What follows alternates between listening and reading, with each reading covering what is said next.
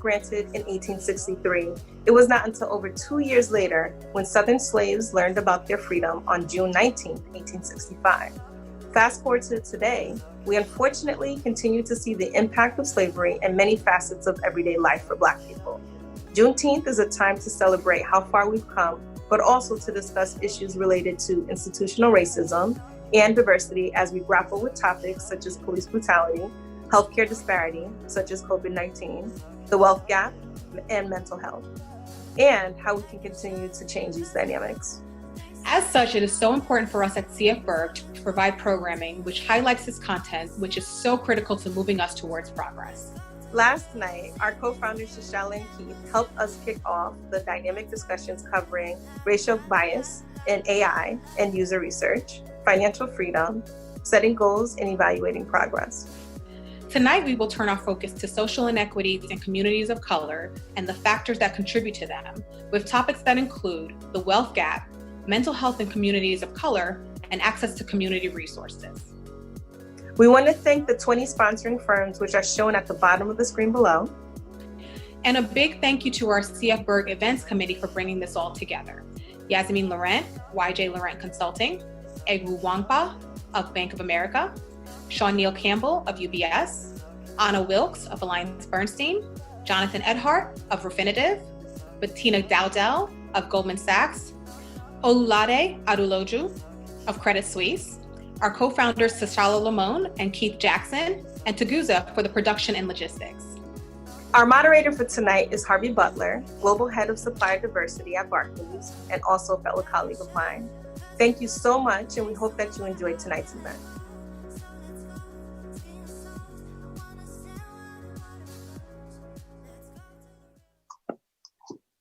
Good evening, everyone, and welcome to the Juneteenth celebration. I'm Harvey Butler, and I'm the Global Head of Supplier Diversity for Barclays. I'm delighted to be here to moderate this panel with three distinguished guests. I watched the panel last evening, and it was very powerful. It's that time in our history where we pivot to a place where we are the architects of that design. And I'm really proud of these 20 organizations that have come together in this bastion of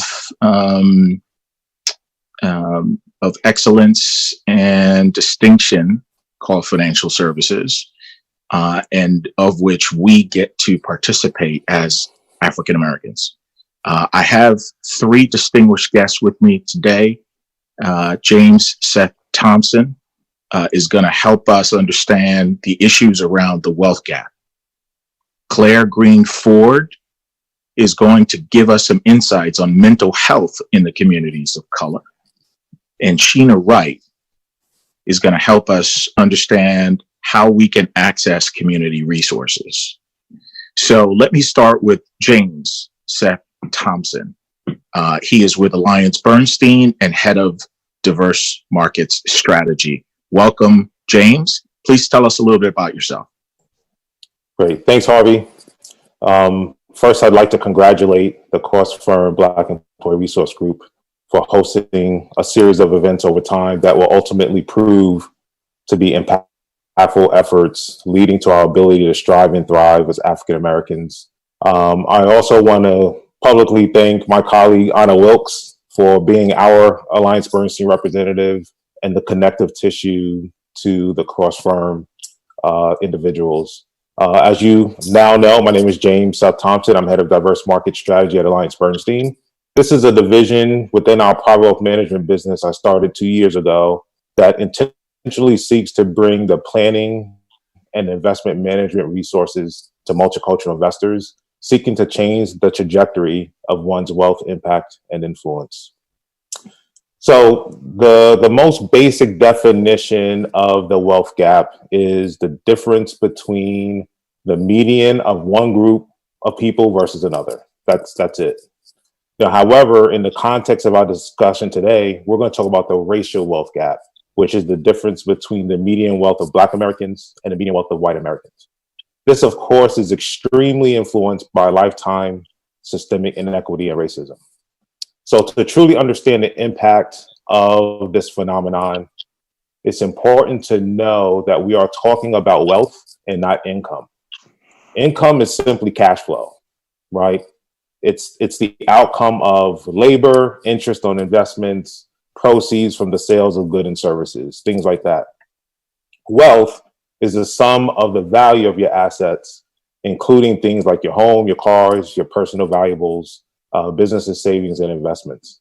Now, if you take the sum of your wealth on one side of the equation and subtract your liabilities, right, which is debt, student loans, mortgage, etc., that's what constitutes your net worth. So I think as I continue to go on, it's really important to understand the characteristics of wealth and net worth versus income.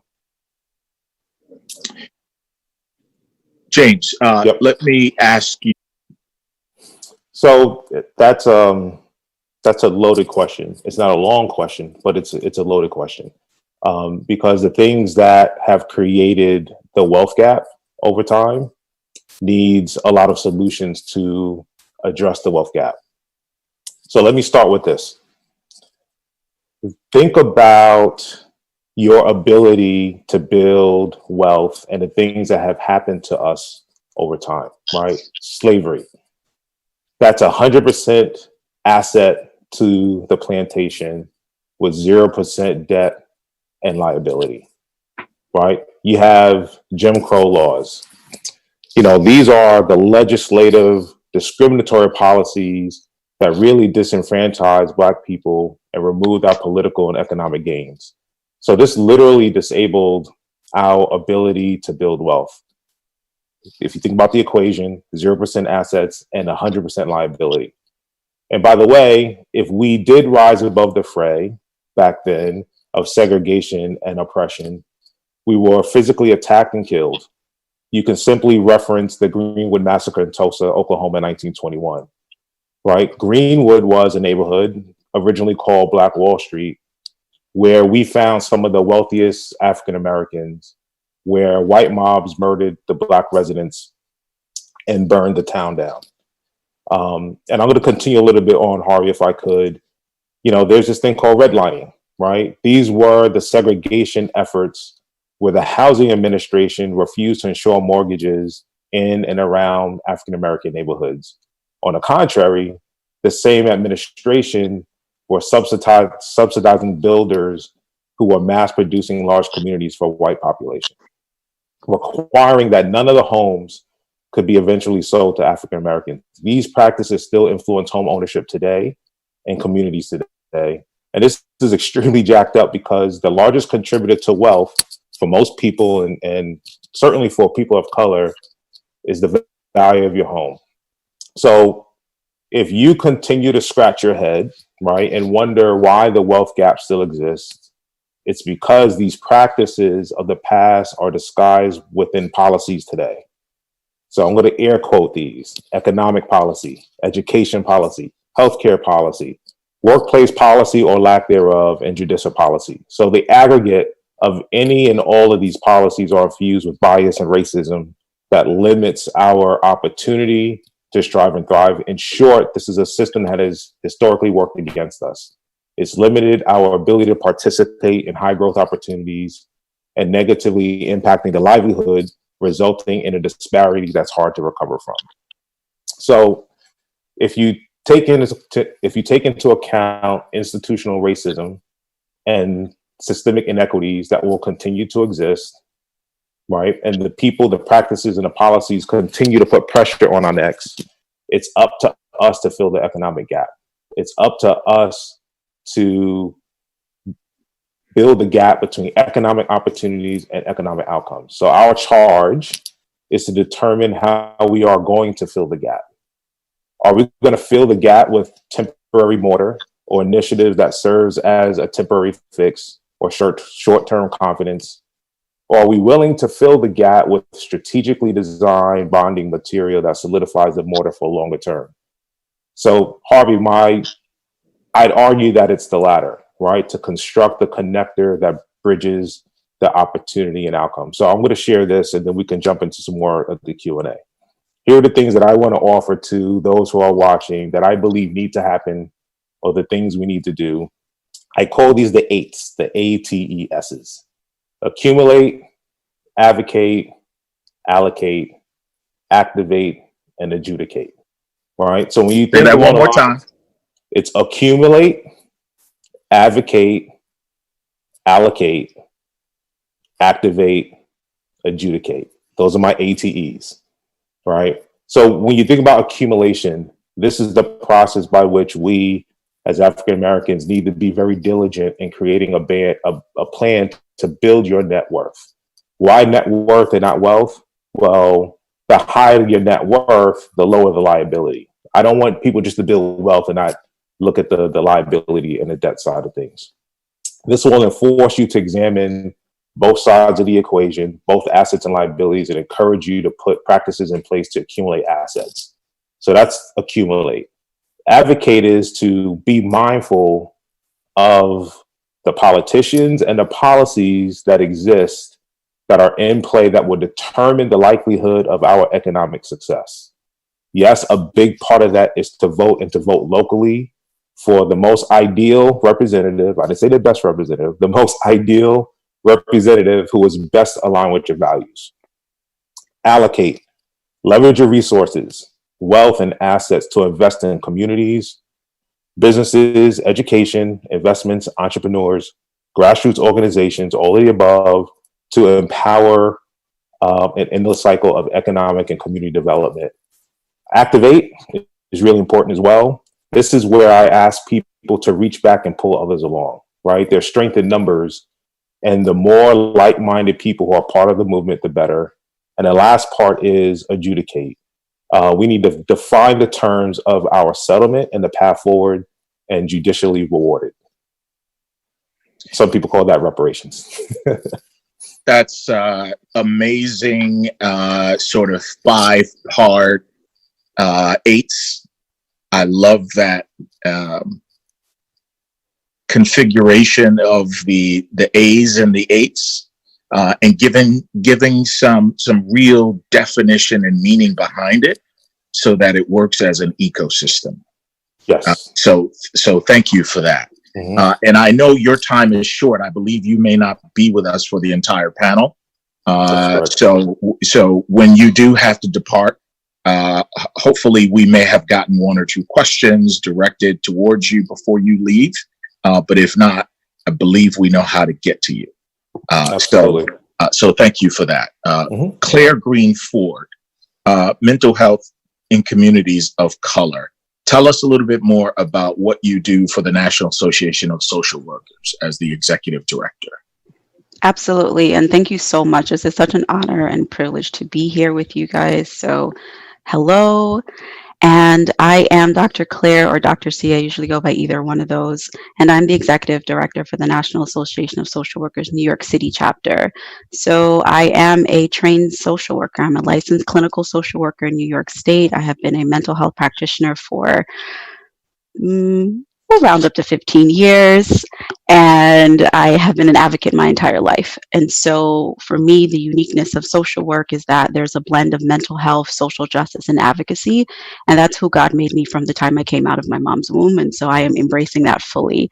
In my role, I do so much work around advocacy and social justice. And of course, with everything that's been going on, we have been hitting the ground running, honestly, like many people, to address a lot of the challenges. I am very proud to say that I was part of the people jumping on to say we need to repeal 50A, and I'm so happy that passed, in terms of making sure there's transparency in what's happening in our police departments and across the board, and anything related to making sure that the human condition, regardless of where that condition is improved, is my life's mission. If it is your problem, it is my problem, because I firmly believe that we are all on this planet to help each other and to help guide each other. So that's my role. Excellent, Dr. Green-Forde.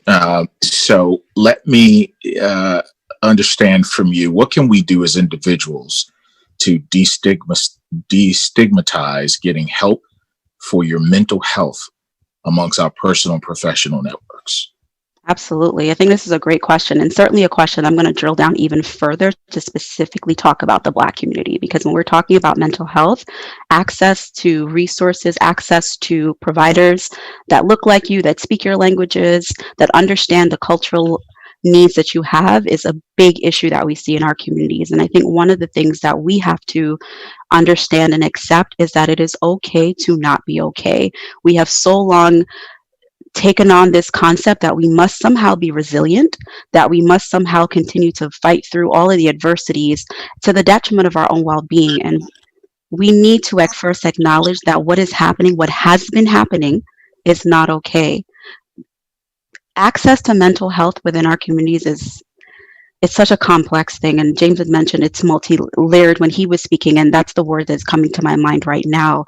We don't access mental health for a lot of reasons. I'm going to be very clear. Mental health in this country particularly was never made and thought of to include us. And so when you have systems that don't include you, Tuskegee experiments were real, and still for many people are things that they are happening. We have to acknowledge that the systems of help in this country have often been systems of harm for Black bodies. And so the first thing we have to acknowledge that it's it sucks, honestly. That's really, we have to acknowledge that. The second part is that we have to move past that and then say, okay, I'm not okay, but I need help. And it's okay to say I need help. And we have so long have this desire or this belief that we have to keep being strong, and we don't. Strength is saying that I need help. Strength is saying I'm not okay. Strength is saying today I don't have it. And strength is saying I need help from you, and this is specifically what I need. So I would say that is one of the things that we need to do. First, we need to own it, and then we need to acknowledge it, and then we need to use our resources, our friends network, our spiritual networks, particularly for communities of color. Spiritual networks, kinship networks, these are very strong social support systems. Somebody may know somebody that knows something. Yes, you can call your insurance panel, you can ask for EAP support in your jobs, but it's really important that you also speak to your friends, your colleagues, and ask your clergy leaders, wherever your support systems are. Hair salon, barbershops, I always tell people, for communities of color, particularly Black, that's the therapy office. And so making sure that you are able to access and get that support and acknowledge and say, hey, I wasn't okay and I have a therapist. We have to destigmatize it, starting with ourselves. I would encourage everyone to look up the term toxic strength. There's an amazing TED talk on toxic strength. I need you all to look that up, because I think it helps frame for us, particularly for the Black community, this concept that we must be strong in the face of adversity, and we too carry that, and we put that burden on other people.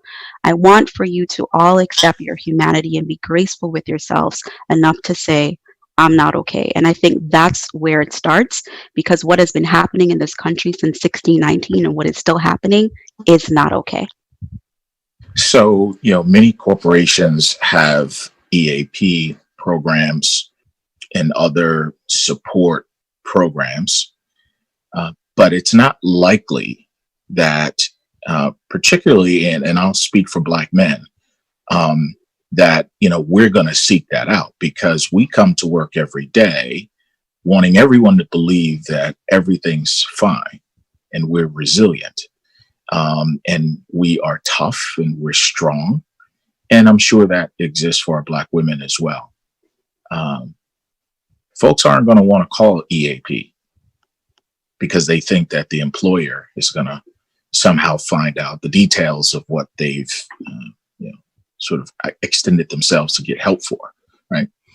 So what would you recommend? What are some strategies that you can deploy personally, whether you choose to go through EAP or not? Where can you obtain resources privately, should you choose to? Absolutely. So Google is our friend. Besides Google, not that they're not paying me, I just think they're a really great resource.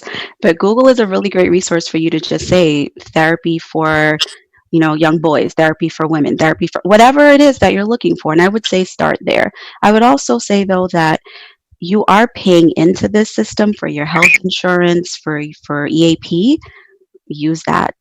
I know that it may not seem as though all the resources are there, and they're not, but I would say start what's proximal to you as well. So again, I'd mentioned earlier about the fact that particularly for communities of color, spirituality and religion and connection to community-based networks is strong.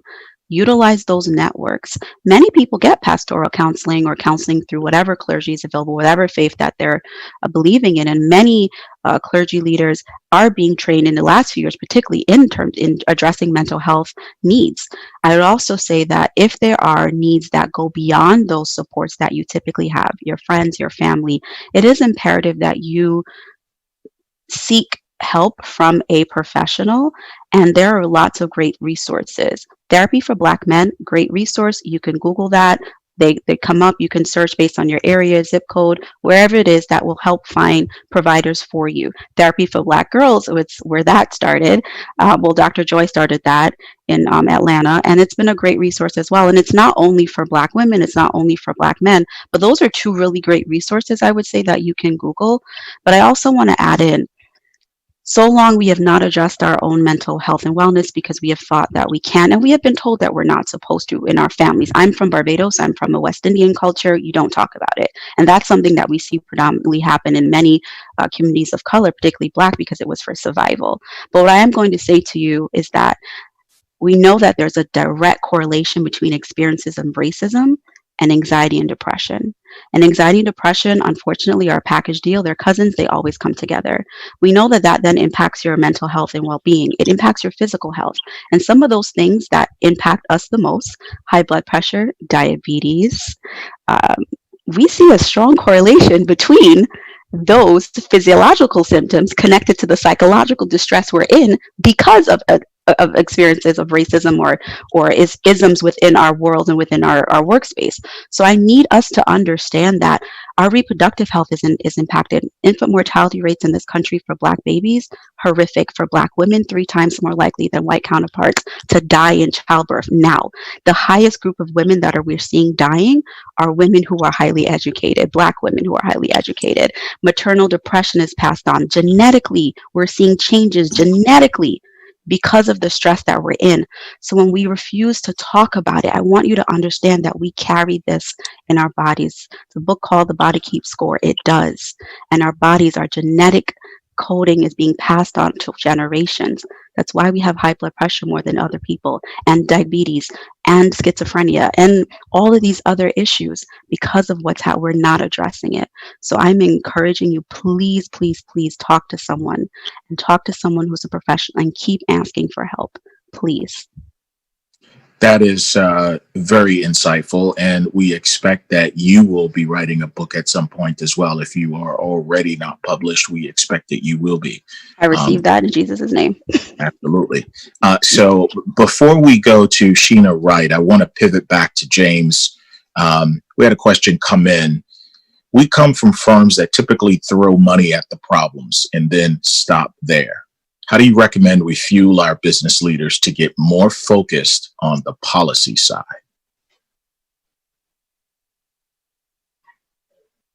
James, are you still with us? Sorry, I was muted. Okay. I think the magic in getting firms to get involved on the policy side is to actually get involved in the firms. I think a lot of firms need some hand-holding. A lot of firms need to recognize that their employees are the people that they see on TV. I think a lot of times firms would say, what I see on the 24-hour news, that can't be James Thompson. There's no way that decision or this decision or that policy or this policy really affects my employees. At my firm, we've been, very transparent, right? In having the firm recognize the burden that we carry as individuals and as employees, and to really help the firm recognize that investing in these policies isn't just to make a statement. It's not to be a political foe or advocate. It's actually intended to be able to help create a culture where we, as the Black African Americans, can actually thrive, right? There are policies that need to be supported to make sure that we can be the best employees possible. I think also, again, I love the whole kind of Black employee resource group. I've been part of mine since day one since joining the firm. And I think it's the collective efforts like this cross-firm Black Employee Resource Group, where we need to mobilize, right? We need to hold the hands of the institutions first and foremost, and then we need to create that case. To me, it's not even a business case, right? It's a human case. You know, I have some friends we were talking about, you know, calling us by our name and looking at us as humans. You know, I think there's a real opportunity for efforts such as the one that we are participating on now to actually advocate for ourselves and say to our organizations, if you want us to strive and thrive, if you as an organization want to strive and thrive, there are certain things we need to support. And I just think that there's a natural disconnect between policy because it's tied to politics, and that tends to be a dirty word. But I think if we humanize that and allow our organizations to see the impact, both positively and negatively, it has on our employees, I think that will make a difference. That's excellent. And I know you may depart from the panel at some point before Sheena Wright is done. So I would say on behalf of all the viewers and participants, thank you for your time and your preparation and your words. We will vote for you when you decide to run for office. And we appreciate your leadership as part of your employee resource group, as part of this larger network of Black professionals. So thank you for that. Great, thank you. Sheena Wright is the United Way of New York City president and CEO. Sheena, can you introduce yourself and tell us what you do at United Way under as the head of that organization as president and CEO? Sure. And thank you so much for having me this evening. I'm already taking notes from this wonderful conversation with my fellow panelists. I guess to introduce myself, first of all, I'm a born and raised New Yorker, and I started actually my professional career as a corporate lawyer, practicing M&A and then specializing in private equity. From there, I went on to lead a community and economic development corporation that was focused in Harlem, building commercial development, affordable housing, as well as managing schools, homeless shelters, senior services. So really the comprehensive full suite of community. The United Way of New York City, which I have the privilege of leading as its first woman in the history of the organization about 7 years ago, is focused, squarely focused on helping low-income New Yorkers, which are overwhelmingly Black and brown, achieve self-sufficiency. And self-sufficiency is a defined term. It is about exactly how much money do you need to earn in order to pay for housing, food, childcare, healthcare, transportation, taxes, and you know, basically that's it. There are no extras. You're not going out to dinner. But how much money do you need to earn just to be at a self-sufficient level? And unfortunately, before COVID-19, 40% of households in New York City were not at that self-sufficient level. And now that number is probably, you know, way north of 60%, if not 70%. So it's a significant number of New Yorkers. And as I said, that population predominantly Black and brown. Our focus is economic mobility. How do we help people get from where they are to at least that bar and beyond? And there's several things at work. You know, there's the income side, and then there's the expense side of that self-sufficiency calculation. And on the income side, one of the things, I mean, I think everybody who's tuned in on this call can appreciate is that educational attainment drives income. The higher educational attainment you can achieve, the more likely you are to have a greater income. So we do a lot of work in education. The other part of the income side of the equation is making sure that you can advance on a career path that is taking you from where you are to a self-sufficient wage and beyond, hopefully kind of leading to generating wealth, enough income so that you can accumulate and generate wealth over time.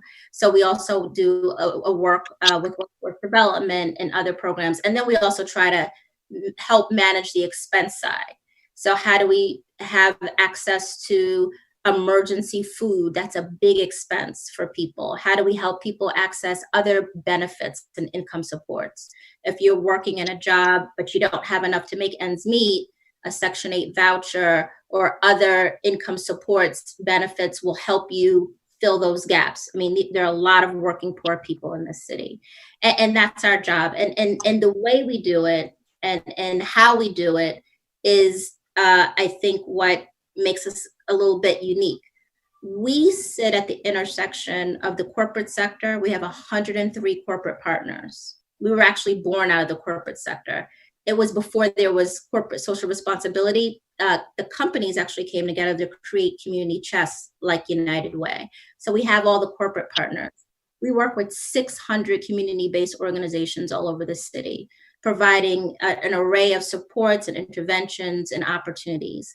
And then we also are very big partners of government. So we're big partners with the Department of Education or the Department of Health and Mental Hygiene, Workforce, the mayor's office. And so our job is to sit at that nexus of these three sectors, help people come together, diagnose and understand what the problems are, design actionable strategies to solve the problem, deploying resources, money, manpower, volunteers, skills-based volunteers, grants and other resources, capacity to solve into the plan to solve the problem. But ultimately, what we care most about is policy and systems change. Programs can't solve what policy has forged. We talked a little bit about policy and advocacy, and we've got to understand what works, how do we solve the problems, and then figure out how to scale it. And that's our role. So you have a very interesting background. Attorney, M&A, private equity, Harlem. Was it UMass that you were involved with? No, the Abyssinian Development Corporation. Okay, so Reverend Calvin Butts, my frat brother, and I was up at Abyssinian year and a half ago to speak. So very lovely church, very lovely congregation. I'm glad I didn't have to wait outside to get in line to come into the church. Unfortunately, I was able to get in through the velvet rope. And I'm also a New Yorker. I'm from Brooklyn. I'm from Bed-Stuy, when it was really Bed-Stuy.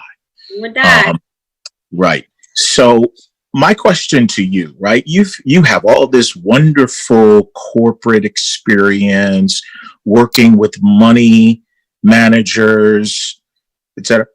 What role, and I'm going to go off script here, right? What role does entrepreneurship play in helping our communities cut across all these issues that we talked about today, right?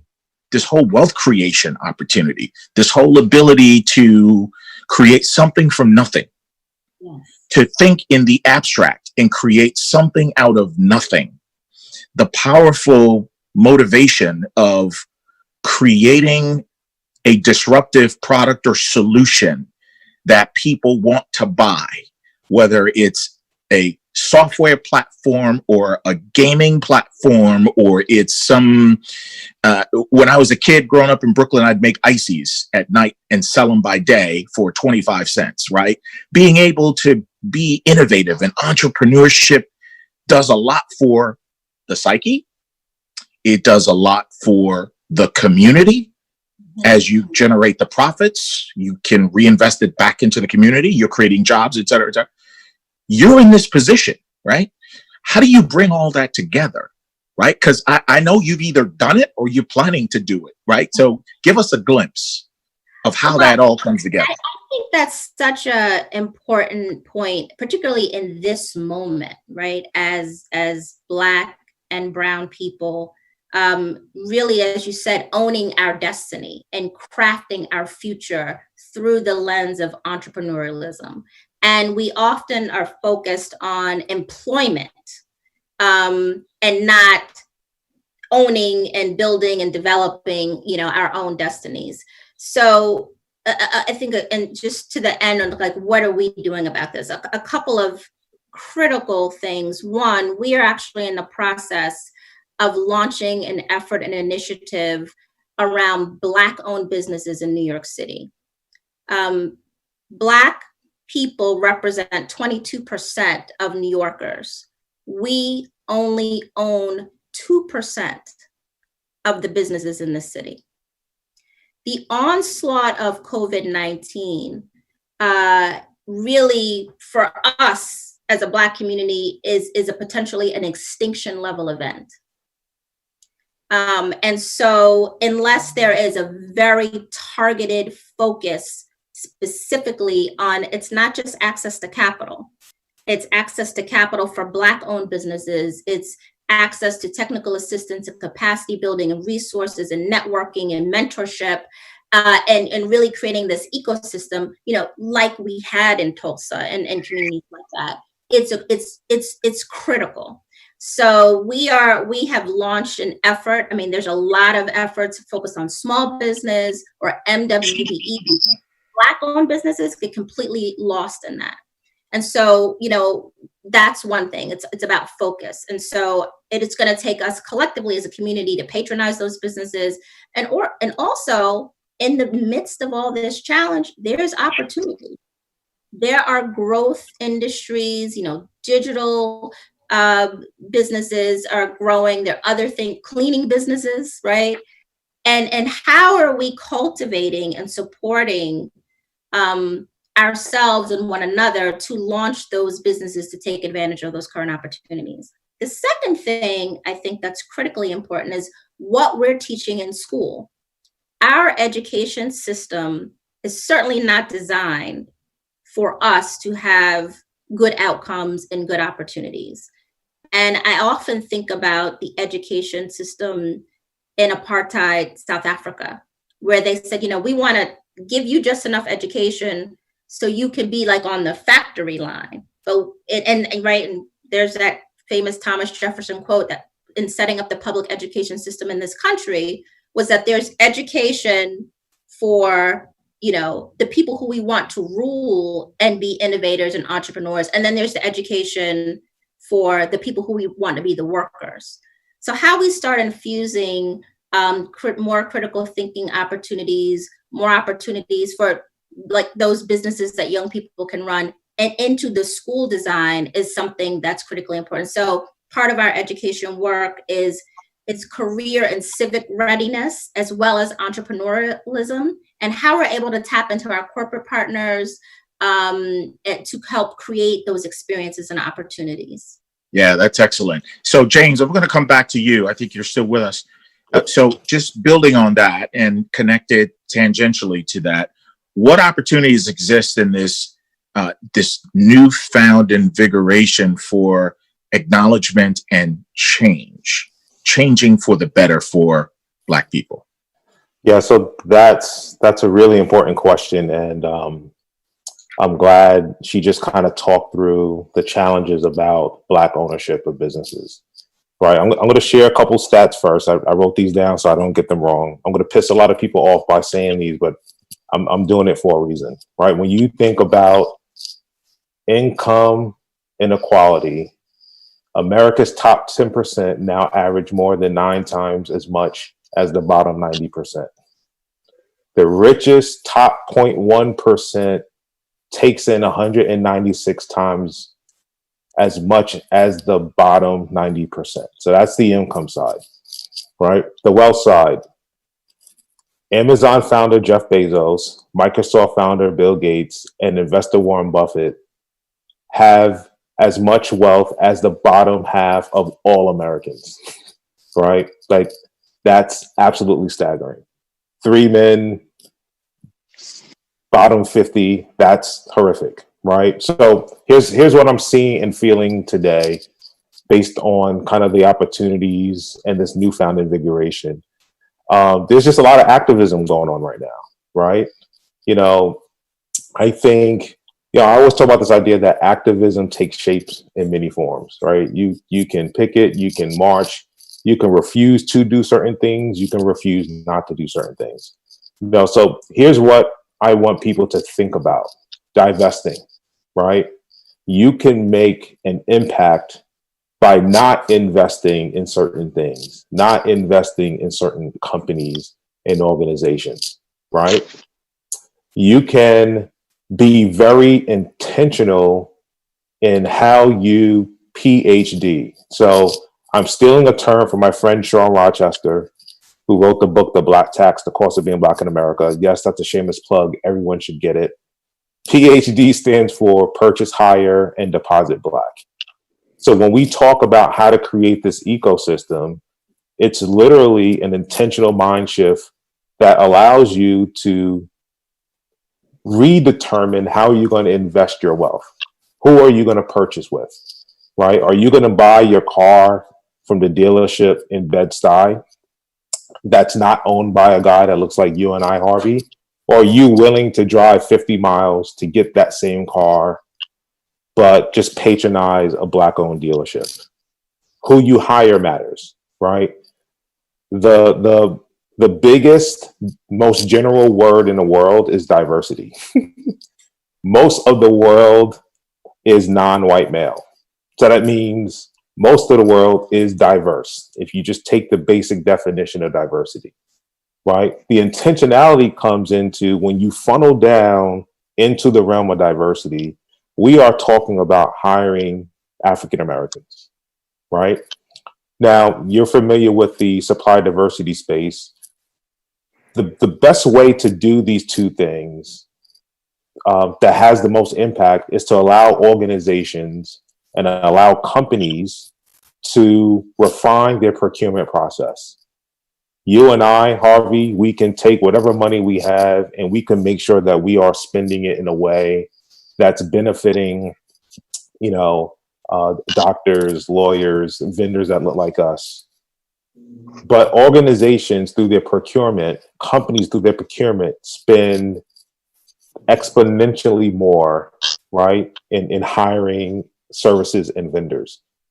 We need to make sure organizations are part of this economic evolution, right? To be very thoughtful and to be very intentional in not just how they spend the procurement dollars, it's how inclusive the program is. Are you ensuring that you have a pipeline of Black organizations and companies, right, that you are willing to spend that money with? The last part is deposit, right? And, there's so many things and quotes and stats out in the marketplace. African Americans, there's a good number of African Americans that are unbanked, meaning don't have a checking account, don't have a relationship with a financial institution. And unfortunately, when I think I grew up in Queens, so it's unfortunate you grew up in Bed-Stuy, but Queens is just a little bit better.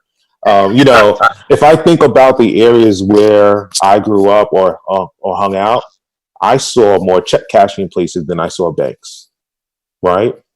There has to be a mind shift that allows us to know that we need to have a banked relationship, but we also need to deposit our assets in ways that it's going to come back to us through the lens of capital, right? Because it's that capital that allows us to build the wealth. It's that capital that allows us to invest in those 2% of Black owners in Harlem to now create 10% of Black ownership in Harlem, and so forth and so forth. So, my overall comment as it relates to that is, take heed to what we're seeing on TV. I think it's great, right, that there is a collective of folks that look like us and allies that are marching with us to demand these things. But we have an onus, right, to make sure that we are very intentional with how we deploy our assets. So at the end of the day, what I say is take a stand, right? If you're going to take a stand for building the Black wealth economy, then go ahead and do it. If you're going to take a stand against injustice, then go ahead and do it. But if you are going to take a stand You just have to make sure you have very intentional ways you're going to go about making that change. And if Go ahead. Someone was going to comment. Yeah, if I could just add to that, one of the things I've been thinking since the beginning of this discussion, this is a powerful group. And this is a moment in time, right? These are ERGs across some of the biggest financial institutions in the country. And this is the Black community. If you all collectively ask the question of your firms, how much, in terms of that purchasing, how much do you spend on Black-owned businesses? And wait for the response. Yes. And then when you get it, and you see, not MWBE, Black-owned businesses, because there's going to be a problem. And when you get it, say, you know what? We'll help you fix this. So that simple act, just asking the question as a collective, tell us, where do you, in this moment, that is a very legitimate question for this group to pose. And in this moment, those institutions, I think, would be hard pressed not to provide that information and not at least to start a dialogue about, well, then what do we do about it? How do we fix it? Frederick Douglass said, power concedes nothing without demand. Asking a simple question and being available for leaning in on a solution, I think could be very, very powerful. We are going to open, thank you for that. We're going to open up for questions. So if you have questions, please send them through the Q&A box in Zoom. And as you do that, and as you accumulate a series of questions and we sort through those, I want to go back to Dr. Green-Forde. And I want to ask you, based upon what we just heard from James, from Sheena, you can build all the wealth you want. You can do all the good that you want. You can go to the right schools. You can raise the family. You can be the community activist. You can be the political activist. At the end of the day, you're still Black. How does institutional racism and or systemic oppression directly impact the justice system and the continued injustices against Black people? Oh, we need like 4 hours for me to answer this one. So I would say that we already know. We see it. I'm shaking my head with what Sheena was saying and what James was saying, because financial health is so connected to your physical and mental health, right? And so we already see that. I struggle, and I have a criminal justice background in terms of training, and I struggle with saying the word criminal and justice in the same sentence. I really do, because there's no reason for why over 90% of arrests are Black and brown, right? For certain demographics and populations. There's no reason why we know that for minor infractions, we may get 20 years in prison and a Caucasian counterpart may get 2 years. There's no reason why outside of institutional racism. And what that does is just eats away at who you are as a human. Right. And so when we talk about how we show up in our spaces, so many of you are in the financial spaces, and I know that that's not an easy space, because that's not a space that was built on Black wealth, and it's not a space that was built with Black intellect. Right. And so you're still having to navigate systems, work within systems that were not designed or built for you, and honestly would function if you were there or not in some people's mindset, not because you're not valuable, but because you're not as valued. That just erodes who we are as people. How do you continue to operate in a space where you are not seen as human? That's a really tough question. And I think for myself, absolutely. I have 4 degrees. That means nothing. I'm the first woman of color in my role for New York City leading this association. And that you can fill in all the gaps is what that means, right? all of those gaps is what it means. The isms I face, ageism, sexism, racism, all of those issues. And that's just one area. But if we're looking at how this institutional violence, because it is violence against people, impacts our overall well-being, we see it play out in our health. We see it play out in our job opportunities, our education. Many of us go to school because we know that we must obtain education. And even with that education, we are still struggling. I have a doctorate and have still been supervised by people with an associate's degree and no knowledge at all of this, at all, and no care or concern with it, and have been challenged that even when you speak up. And so when Sheena mentioned about coming together and collectively challenging, please do, because what we tend to do, not just Black people, but humans, we leave the 6 people to advocate for the 60,000. There is power in numbers.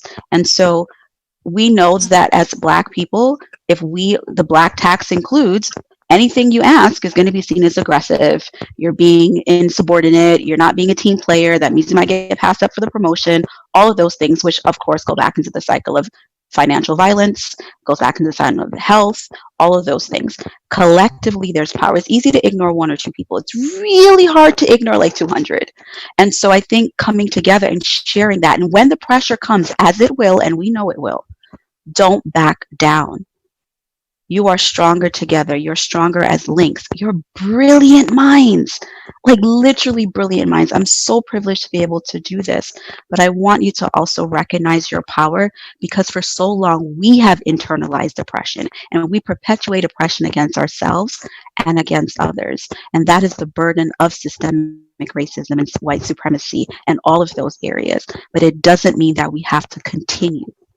So there is power in numbers, and there is power that you have. You were innately born to do nothing that anybody else can do on this planet. There's only one you. There will only ever be one you in this entire universe, and you're a gift.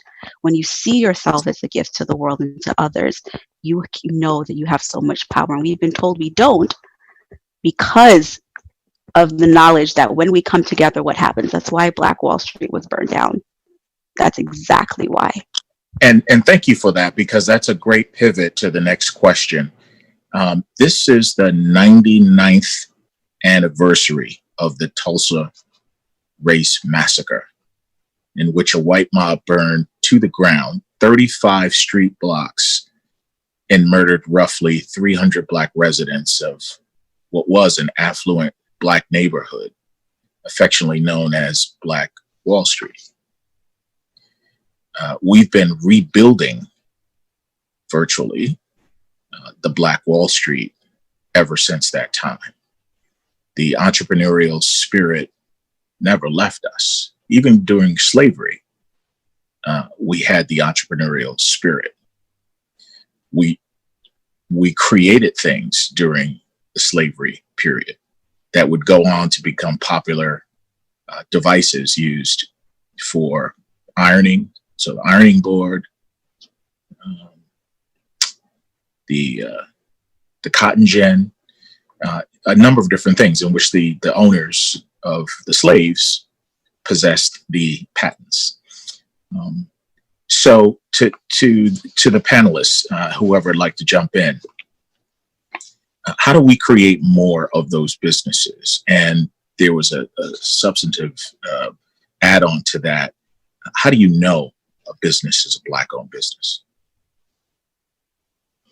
Whoever wants to take that.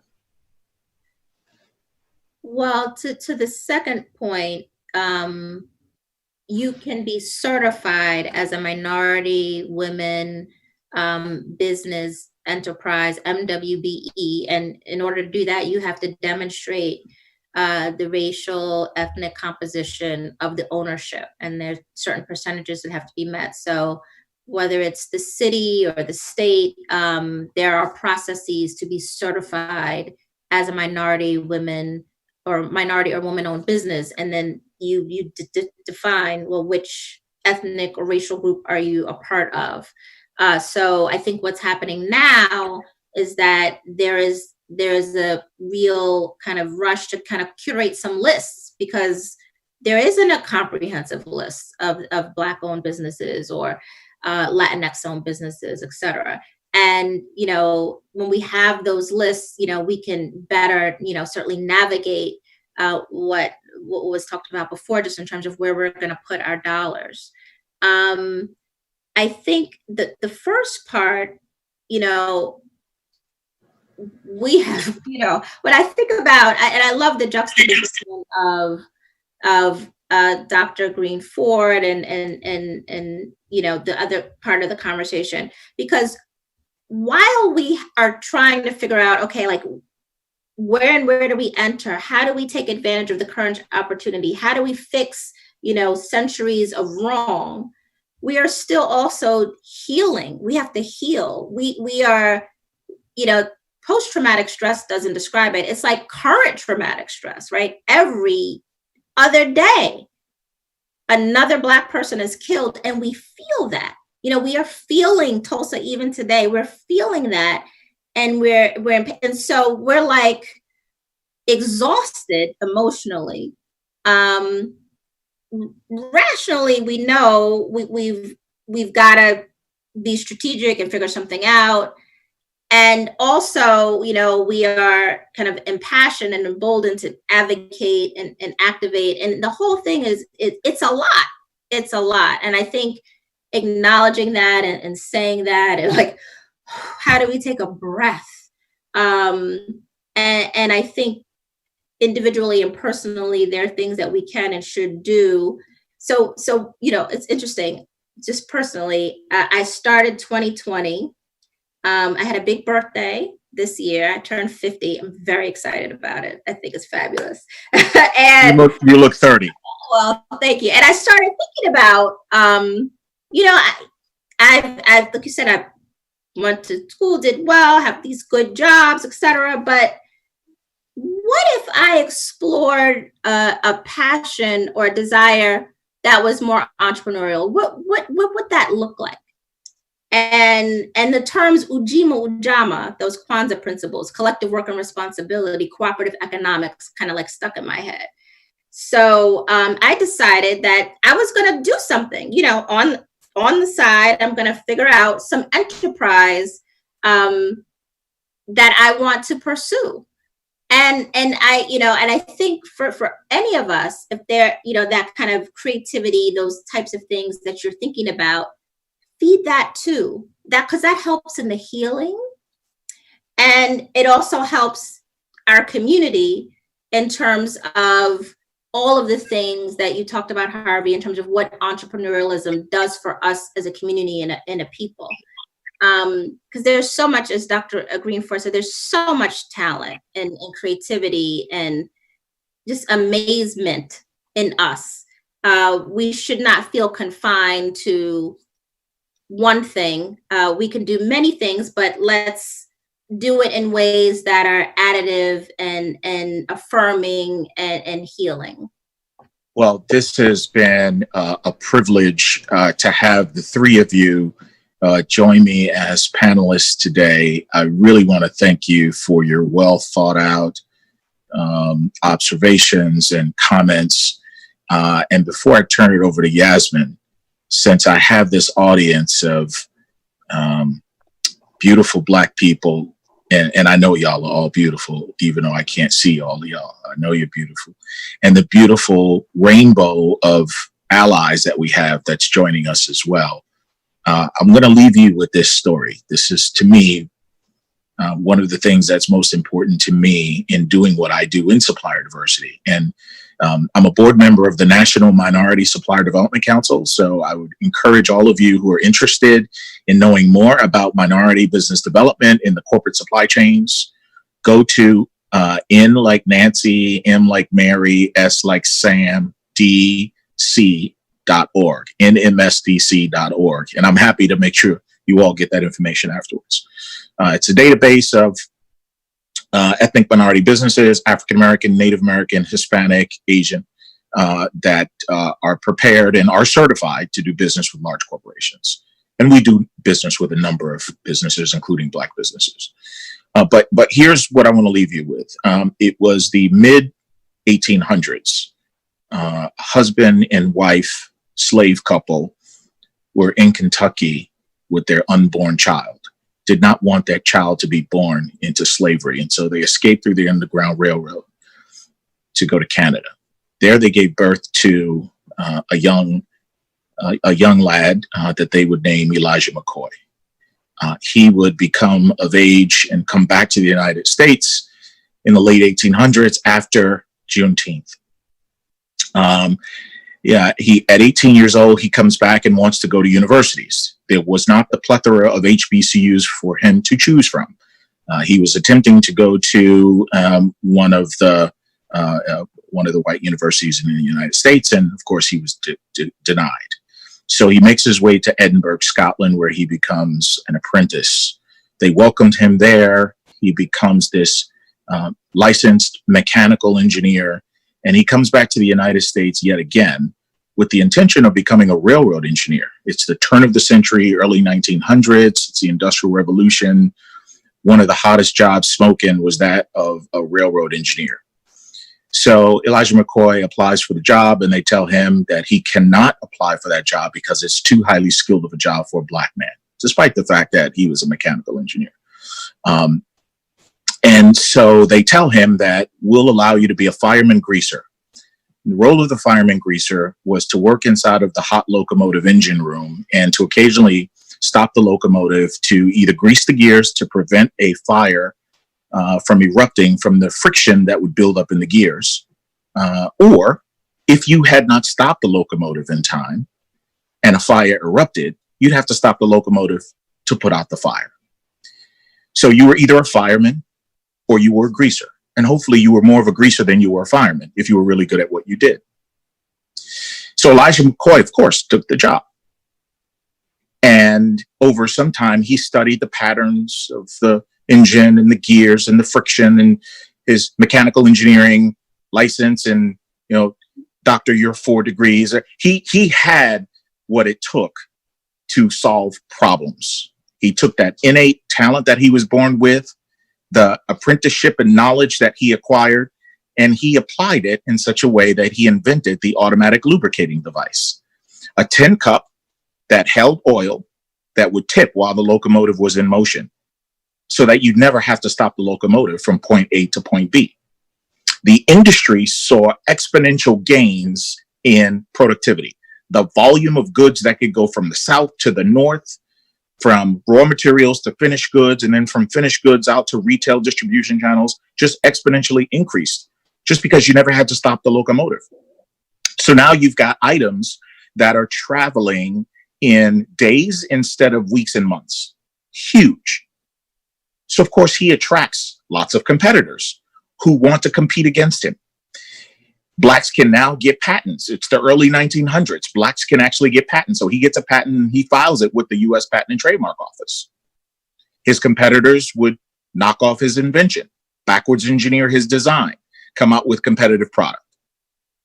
Didn't deter Elijah McCoy. He would go on railroad whistle stop tours to sell the prowess of his invention and his design. Why his had 100% uptime. It was engineered to perfection. He understood about torque and friction and all the other physical and mechanical elements associated with his design. Even the choice of materials, it was superior to everything else. And so when he would travel the country to talk about the prowess of his invention relative to others, whenever he would go to the Jim Crow South during that time of the Tulsa riots, whenever he would go to Jim Crow South, they would cancel their orders when they found out that he was Black. The good news for Elijah McCoy is that he had built a reputation around the world.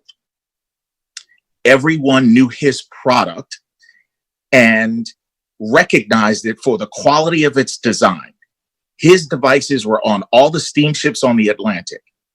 They were on all the railroads in Asia, in Europe, in other parts of the world.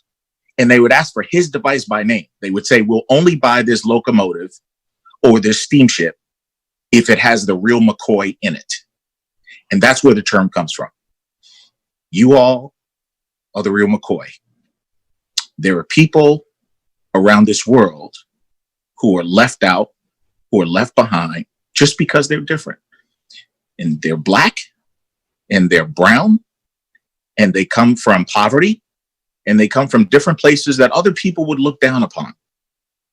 And I always say, my favorite phrase, I created this myself, I'll take credit for it. Talent is ubiquitous, opportunity is not. And it's up to us as Black people to make sure that opportunity is ubiquitous, not just for our people, because we never did things just for us. Even in 1964 Civil Rights Act, which now we are looking, down the road and seeing, hey, that actually benefited the LGBT community. But it was the brilliance of the design back then, Dr. King's leading of that civil rights movement. We do things that are universal, but we can't forget us. We got to make sure we get what is owed to us as well. So with that, I want to thank you all. Thank you, my panelists. Thank you all for joining us tonight. And Yasmin, I'm going to turn it over to you.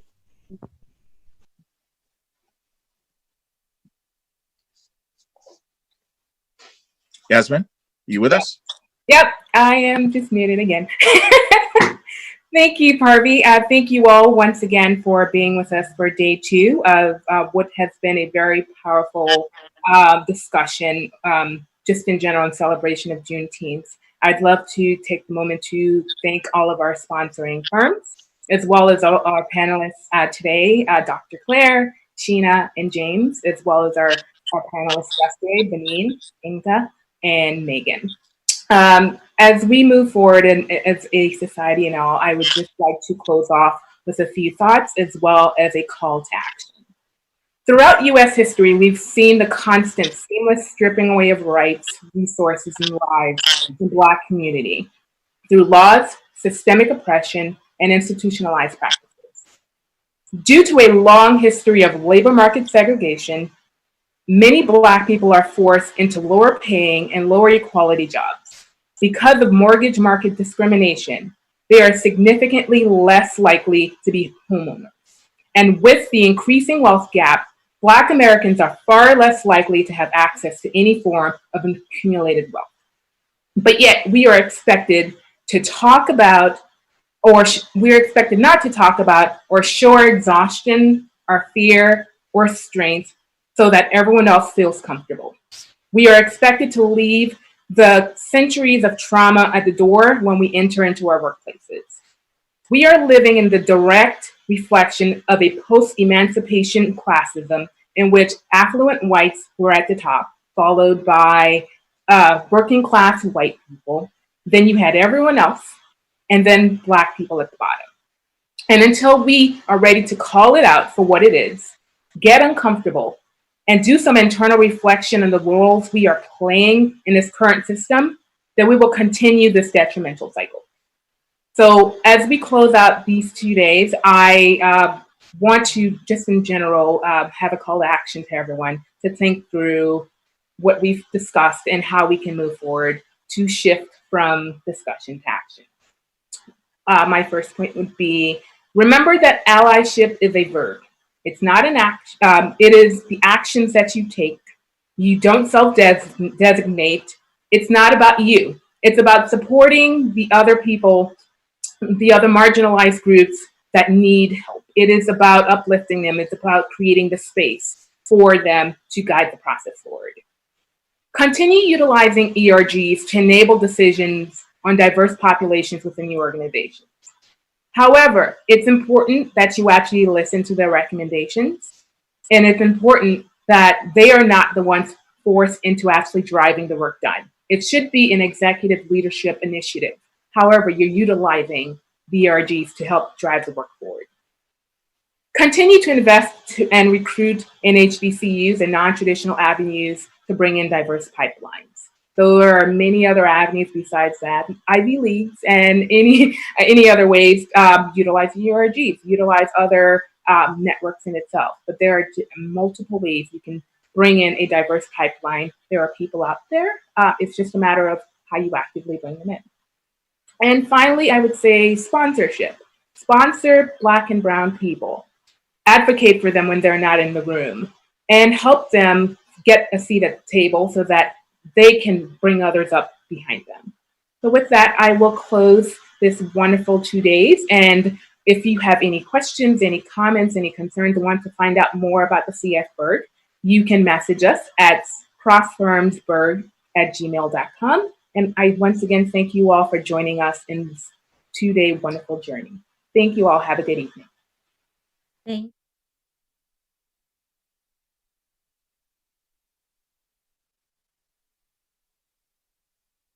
you.